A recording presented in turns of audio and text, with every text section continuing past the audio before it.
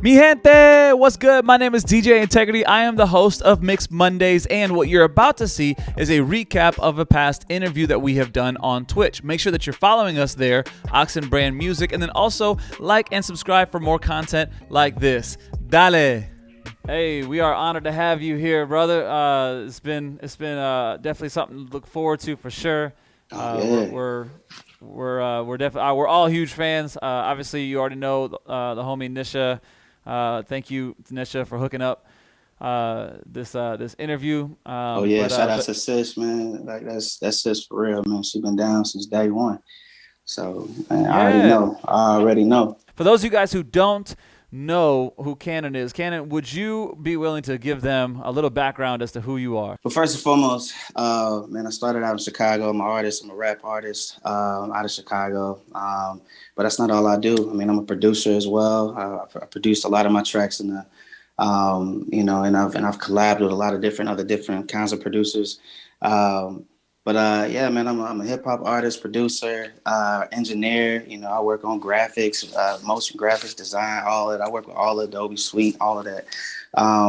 But yeah, man. I've definitely spent some time, just man, as a full time artist. I've been doing this for about 10 years full time. Actually, no, pushing 11. Just doing Hey, this full time, and I've been able to tour with a lot of really dope artists, man. Some of y'all might know of them, but man, for those who don't know, I'm signed to RMG Reflection Music Group. I've been with them for over 10 years, and we still making music, still making hits, still touring. Hopefully soon we can get back on the road just because of the pandemic. But you know what I'm saying? We don't stop. The music keep going. We steady working all day, every day. But yeah, man, check me out. You know, Spotify, all of that. Apple Music, iTunes, Google Play, everything. You know, we everywhere. Zach saying, we're looking forward to a tour. Is there a tour planned? Man, we working. We're trying to figure that out. You know, we wanted to be able to do it safe. Like we got to be safe out here. Right. I got to be able to come back home safely to my family. So, I mean, it really just depends. Right now, we really just focusing on the music. Right now, we just want to get the music out. But we got plans for a tour coming up. But once we start getting stuff more into motion, that's when we're gonna let everybody know what's going on. But right now, we just trying to get the music out. We like, yo, we've been chilling for a minute. We got to get the music out, but at the same time, we got to get back to the fans. We got to get back to everybody out there. So hopefully by next year, you'll see us back on the ground, hitting the ground running. But right now, we finna hit you with a whole lot of music, a whole lot of music. Been in the studio for a minute, so Yeah, yeah, well, and that's the thing. So, like, even though you may not be, you guys have not done a whole lot physically, yeah. you have not stopped. Like, there have been tons of bangers. There have been tons of placements. There have been a lot of crazy stuff. What does an artist actually feel like when they're seeing their stuff being used the way that it has been? Man, I mean, it's a dream come true. I grew up, looking at rappers and saying like, I can do that. Like, you know how it is when you in the mirror and you rapping to yourself, you might sing to yourself in the bathroom or something, and Yeah. you imagining yourself like the people you've seen on TV, and I've always thought to myself that could be me, and now I'm seeing that. Now I'm seeing my music everywhere. I mean, I just got a video sent back to me where my song "Knocked Out" was being played in the Indiana Pacers Stadium. Like Yeah. it's crazy. You know, it's a good feeling to know that your hard work is finally getting to the place where you wanted to see it, and it's a blessing. But it's also a blessing to see people impacted in a positive way by it. Sometimes we say, all press is good press. But I just thank God that my press has been good press. Right, right. Whether, what I'm saying, like, sometimes sometimes folks be like, hey, man, it's bad press, but they speaking about you, so it's good. And I'm like, Yeah. well, I'm glad they're talking about me in a positive way. So it's good, man. It's good to see that people are really being impacted by the music and they want more. They ain't tired of me yet. Like after a while, in the music industry, you hit a ceiling and you stop moving forward after a while. But like we ain't showing no signs of slowing down. So and God has been really gracious with our careers, with my career specifically. So it's yeah, I can't complain, man. I can't at all. You want to be consistent, you want to put stuff out, but then at the same time, there is always that worry of like people kind of almost taking you for granted, or like it's just something that becomes common, right? On one end, I would say artists obviously want to create a lot of music to provide that, right, for their fans as well as income and everything else. But on the other end too, how much of that do you even think about that when it comes to music? Are you worried about like, yo, if I put out so much music that they're gonna always feel like they're expecting more and I have to keep producing more? Or how does that balance work for you? I'm gonna be honest, man. Maybe I'm just different, but I haven't really worried about that. My biggest concern has mainly been like, man, let me be healthy as a human being first. I can't be nothing to nobody who wants my music if I can't be good to myself first. Oof. I can't put out music and satisfy everybody else if I can't make my family happy, or if I can't serve my family the way they need it. So I'm not really worried about the pressures of what people want from me. I'm also concerned with, man, let me make sure my family is good. But I also know that my fans, my supporters, they want music from me as well. So I just try to make sure I keep that coming too. But, I'm not in the studio worried about, oh man, I got to hurry up and put a single out this month, because if I don't, they're going to be mad at me for not dropping a single. And it's like, no, sometimes actually waiting is good. Sometimes making them wait is a good thing. Because when I make you wait, I'm not going to give you no trash. I'm going to give you something good. It's always been worth the wait, in my opinion. So, I'm not really worried about that per se. But I do want to make sure I'm always engaging with my audience. Like I do want to make sure like I'm continuously in front of them in some way. I know on social media, I kind of pull back a little bit just because I have to like make sure like my life is consistent, not just my music and my presence on social media, but my life in every fashion or form has to be consistent. We only see the highlights on social media. People don't show their whole life. My main priority is I'm making sure that those things stay in check. And when I need to be present, I come back around. I'm gracious that I'm grateful that my family, my supporters, my fans, they love me whenever I come back around and drop music. But now we about to push the gas. Like we finna push out a whole lot more music. So they finna see a whole lot more of me come out and give them a whole bunch more music. So we're gonna see, man. Hey, let's go. Yeah. Yeah, and so you were talking about social media. So that actually leads me to a question. So the other night, you were painting some doors, right? You were painting some doors with your brother. Yeah. I'll get into the question, but what project was that? Yeah, man. So my brother came down just to kind of spend some time with me. We ain't seen each other in a long time, but in the midst of it, like we wanted to make sure we get some stuff updated.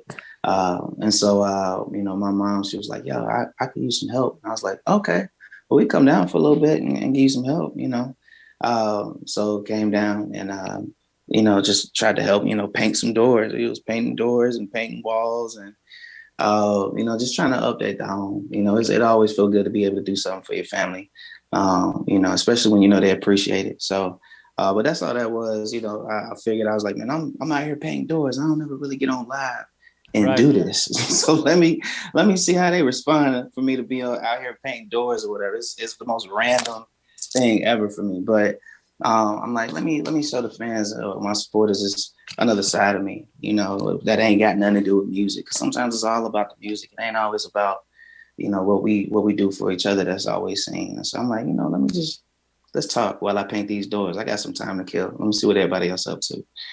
So. Yep. Yeah. No, for sure. Amy said you're a good son. Nisha said, but you're random, so it works. Yeah. So in there, I got a chance to see you live. I was just chilling like everybody else. Everybody else was just chilling and watching. It was kind of like almost like the ASMR type deal where you just kind of do a little bit of paint, a little bit of talk, a little bit. That's crazy because I never thought about it. I never even thought about it like that. I just kind of looked at it like, you know what, like it's been a crazy week. A lot of stuff has happened, and I'm sitting here thinking about it while I'm out back painting these doors. Let me invite everybody else to this conversation I'm having in my head while I paint these doors. And let me see how they respond. And folks was tuning in. I was surprised. I was super shocked. So it was crazy. Yeah. So, and what I noticed while you were in there, of course, just like I would say like any of us, you start doing some kind of mundane work, or at least for me, like if I'm cutting the lawn, for whatever reason, I got some deep thoughts, right? I don't know why. Yeah. I'm just going back and forth, and my brain goes. And so, but one comment that you had made in there, and I want to make sure that I read it so that way I don't misquote it. But I wanted you to unpack is you said.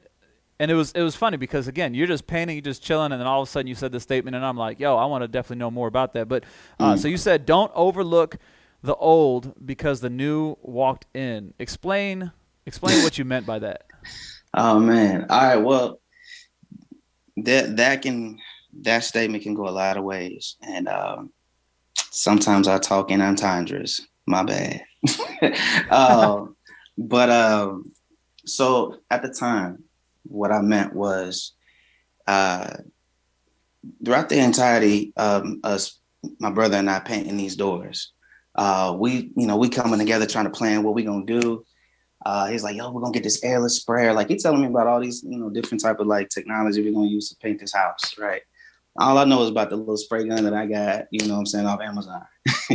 But he's like, yeah, we're gonna get this airless sprayer, you know what I'm saying? We're gonna get this, we're gonna get that, we're gonna rent this from Home Depot, blah, blah, blah. I'm like, all right, bet. So he's like, it's gonna make the work, it's gonna cut down the work like 50%. Right. So I'm like, all right, bet. So we get it. Airless sprayer blows up, paint everywhere. It's supposed to be able to spray paint throughout the house, and just like at a high rate or high level or whatever. Right. And man, it kept having like paint spills. Paint was spilling out and getting on everything. Some of the paint got on some of like the personal furniture and all that. We had to clean that off. It became more of a hassle than a help. And so what ends up happening is we ended up having to go right back to the old school way, painting the walls with the broom, painting the walls with the stick. Had to do it old school. And then we had some more issues that kind of happened along the way. But the same thing, again, I tried to use the hand sprayer that I know to use, my little version, my baby version. And what ends up happening is that ends up getting clogged. I end up clearing it out. Still won't spray any paint the right way. So I had to get on the doors and do it by hand. And so I'm like, you know what? Man, all this new technology I'm down for, but sometimes you can't overlook the old school. The old school way allowed me to get it much more effectively and efficiently. Like it was fine the way that I had to do it, and I got it done a lot faster doing that than spending so much time wasting time trying to figure out how to get the new machinery working. And so that's why I made that statement, because I was like, man, sometimes you just got to go with the old school and not overlook the old school just because the new school just walked in. But I say that also as like a line of wisdom to just people listening, in any form or fashion or any capacity. A lot of times we like to overlook those who already been here, people who have put time and effort to pave a way, wherever it is. It could be at your job, it could be at home, it could be even at church, whatever it might be, just because they've been there for the longest. Sometimes we look at people either with seniority, like with respect, or we overlook them, like, you can't be used no more, you old. And one thing that I've learned in this season is that, man, sometimes you have to embrace the wisdom of the old. You have to embrace the wisdom, not just the wisdom, but just the experience of the old, and take that and use it, and learn that it's still effective today. I've learned that spending time with my mother, and she's allowed me to see things from her perspective, as we're generations apart, and I'm learning, oh man, this wisdom is valuable for where I am today as well. And so just a lot of learning that I've learned, that I've obtained. A lot of wisdom that I've obtained just painting doors, but also just, man, having real relationships with people as I see, oh man, you have something to bring to the table. You have something to offer to the table. Right. This is new information. I could use this, but also let me utilize the old information that's already been here. Let me use that old school wisdom too. So, I mean, all of it is useful. Take note, always listen to the ones who was here before you. They got something to bring and offer to the table that you may have not looked at or considered. So, but that's what I came from. Yeah. Amen. Yeah. No, that's true. I mean, and again, that's why I was like, man, I know he has a lot more thought than what he said. I didn't Yeah, just sit in this live to just see him paint. Like I knew there's more to it. So yeah, no, it that's was. cool. Yeah. So okay, so we're talking about paving the way and this, that, and the other. When you first came into not just hip hop, but more specifically the Christian hip hop world, Mhm. take us back to that. What was it like for you when you first stepped into the scene? Man, well, that's funny because it depends on when you say when I first stepped into the scene, So because we're I've been doing this for a long time. The real question is when did people start noticing me? You know what I'm uh, saying? Because when did Loose Cannon come out? okay, we're gonna go with Loose Cannons. All right, so Loose Cannon Volume One that came out. I was signed to my label RMG for like about I think this was like year two now. Or year three maybe. I've been signed with RMG, and I come out the gate with Loose Cannon. We were sitting there trying to come out with was trying to figure out what my brand would be. Like, all right, well, what's gonna be your brand? This is you coming out the gate. Like, what will people know you to be? And I'm like, look, all I could do was be myself. Like I don't know how to be anything but myself. If y'all try to form me to be something that I'm not, that junk it's gonna break down the road because Right. it's not me. So I just all I can do is just be myself. And so when I was young, they used to always tell me, they're like, man, put that little boy on some Ritalin. Like he got too much energy. Like set him down. and they always kind of felt like I just brought this energy into the room that people could not just deal with. And I'm like, you know what? That's kind of like what a cannon is. You can't really deal with the energy of a cannon. Like you can't Mm. deal with that. Like if you put a cannon versus a shotgun, it's a cannon all day. A cannon versus a tank, it's probably gonna be the tank, but it's gonna be, you know what I'm saying? So at the end of Right. the day, Right. it's like, all right, who can match my energy? Like, so it ends up being like, so I'm like, you know what, at the end of the day, if I had to envision myself as anything, I would be a loose cannon. And it just showed in all of my music. Like, even when we would try to talk about topics, like, be like, Cannon, what you want to talk about? I'm like, I want to talk about everything. I want to talk Right. about this. I want to talk about that. I want to talk about social injustice. I want to talk about civil rights. I want to talk about my faith. I want to talk about like a ton of things, right? And I'm like, I don't know if I can just put this in like a small, cute little story because I'm still figuring out my own story. So you know what? I'm just gonna be this loose cannon, who is not just passionate about one thing, but who is passionate about many things. And we're gonna give you music from my standpoint, from a way that is explosive, a way that makes people think, "Oh my gosh, this brother is passionate about what he's saying, about what he's doing, and he's learning his life. He's learning as he goes, and he's telling us as he's learning his life as he goes." Um, Man, they don't get no more loose than that. Right. Right. I'm talking about my failures. I'm talking about my upbringing. I'm talking about parts where I found success, moments where I can celebrate, but also points where I felt like I was disappointed with myself. I'm giving you my life. I'm giving you a loose cannon experience of who I am and my relationship and connection with God as I figure out my life. That's what a loose cannon is. And so, but it's also somebody who's bold, who's passionate and compassionate about what they're passionate about. Yeah. I'm very heavy on making sure that people feel loved, and real big on making sure people feel respected and seen and heard, and embraced. And so I want to make sure that you hear that in my music. So that's a lot of different things. It's not like one, two, three things. It's a lot of different things that I'm passionate about people seeing when they get a hold of me. But when they get a hold of me, I hope what they feel is not containable. I hope what they feel is too big to fill up a room. I hope what they feel is they're gonna need two hands to hold with that when I'm bringing them. Because at the end of the day, like I want them to feel like they're getting a cannon from me, not a squirt gun. You're gonna get a lot from me. Yeah. So yeah. No, that's cool. So, when you first when you first stepped into the scene, and I know you were kind of going on about like where does that mean in general when you kind of first came into the CHH space at all? Did you immediately feel like, yo, I fit in, or did you feel more like, I'm not too sure if you guys are gonna be able to handle me, other than just your energy and stuff? I've always felt like people couldn't handle me. Mm. Like since I mean, since a kid, since a child, like I always felt like people always kind of tried to make me see a line and not cross that. And for me, I'm just like, forget that line. I ain't scared of your line. That's your line. That's not mine. That's your line. You can't cross.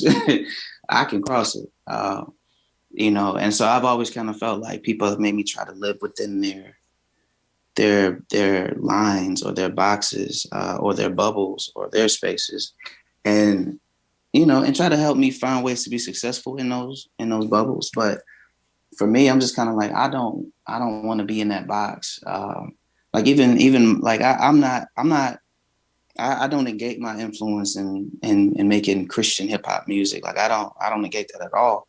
Yeah. But in the same sense, I'm like I'm not here to just stay here. Like this is great and all. Like running around and and getting excited for Jesus. I love that. Yeah. But at the same time, I'm like there are other things I want to be able to experience, be able to do that this bubble may not necessarily be wired to embrace those other things. It may not True. even be. Yeah. It may not even have the system to function that way. Or the right people to have the right kind of vision to do the things that I want to see happen with my music. And that's not a bad thing. That's just where they are. But for me as an artist, I want to make sure that my music has the best chance to reach the most people. And that's not going to happen just by staying within a smaller market or a bubble. That's going to happen by you taking chances and you taking risks and saying, you know what, I'm different. I see things from a different perspective, from a different lens. I'm not afraid to tackle the world. I'm not afraid to go to the places where everybody else might be afraid to go. Make sure that there's light represented there. I'm not afraid to do that.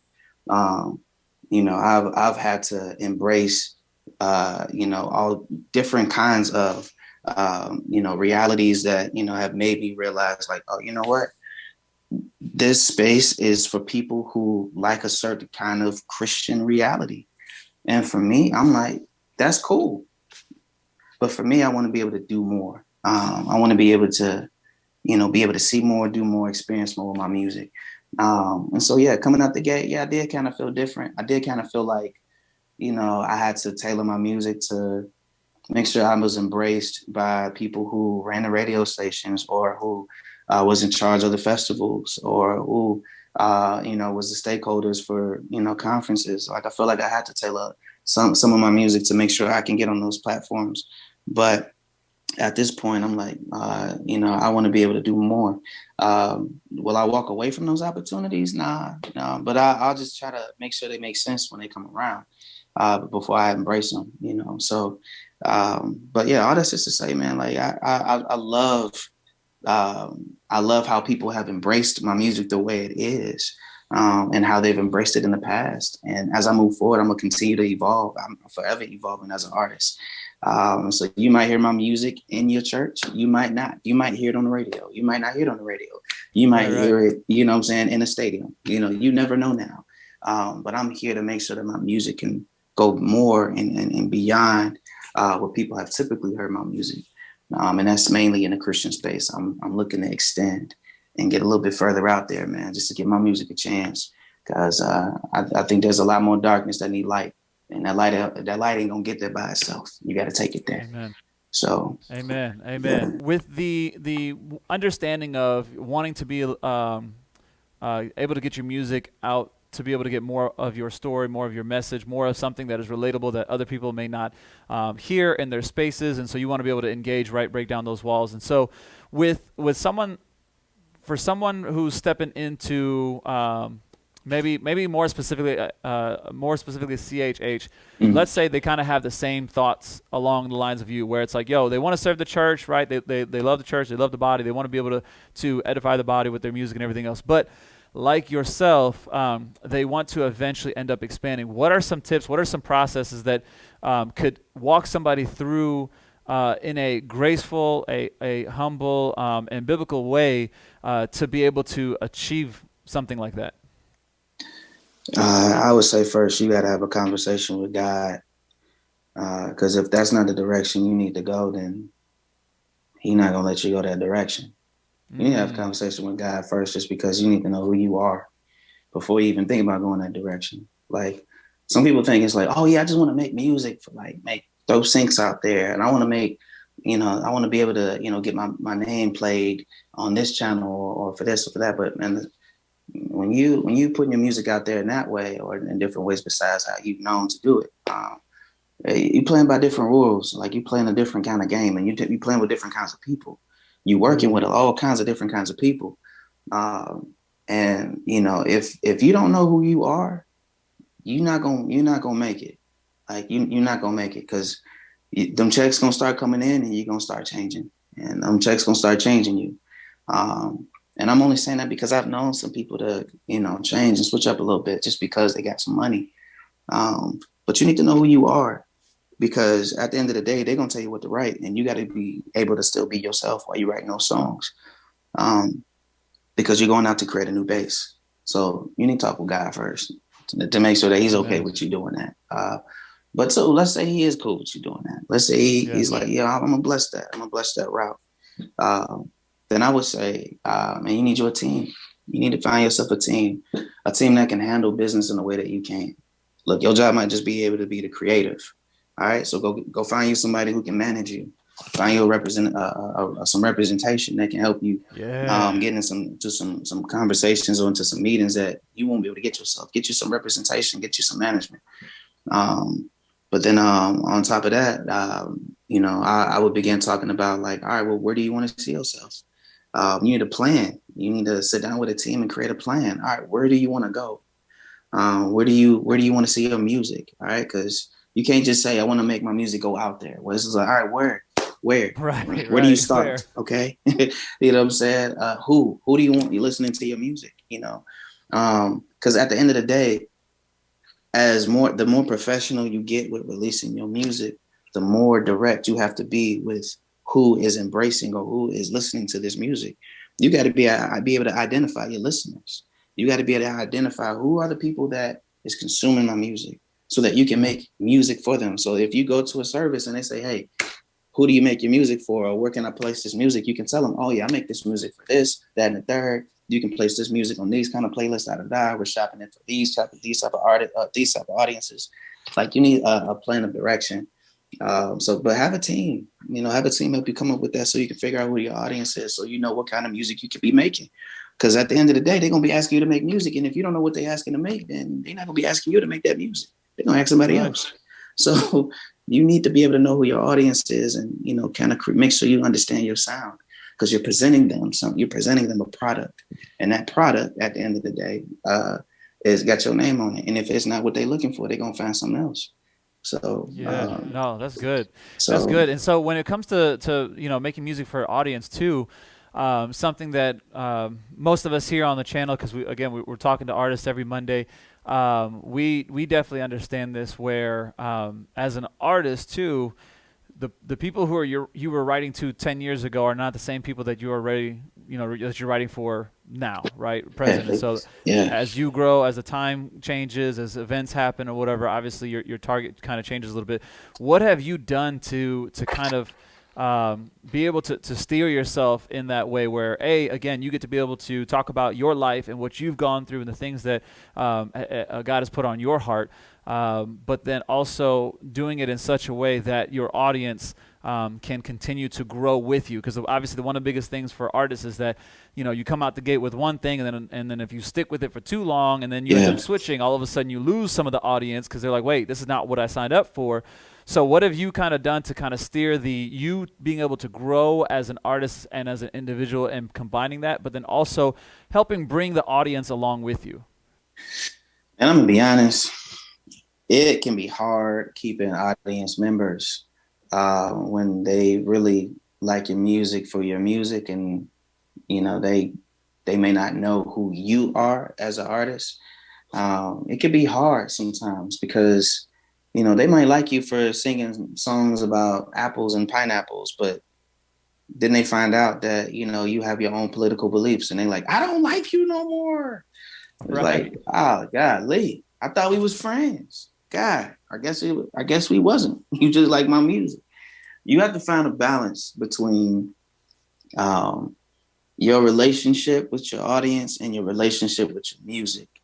You got to find a balance. Like, Like you can't force them to believe what you believe all the time. And you can't force them to love all the different kinds of music that you want to incorporate in your music, like all the different things, the different changes.